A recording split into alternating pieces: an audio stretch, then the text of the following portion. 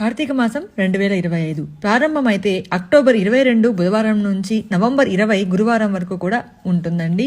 కార్తీక సోమవారాలు చూసుకున్నట్లయితే మనకి 4 సోమవారాలు అయితే రాబోతున్నాయి. అక్టోబర్ 27, నవంబర్ 3, నవంబర్ 10 అలాగే నవంబర్ 17 అయితే రాబోతుంది.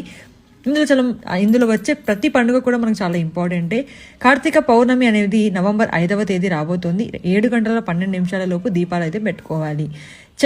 నాగుల చవితి, నాగుల పంచమి అనేది అక్టోబర్ 25, 26 రాబోతున్నాయి. యమద్వితీయ అంటే భాగిని హస్త భోజనం అనేది అక్టోబర్ 23 గురువారం అన్నమాట.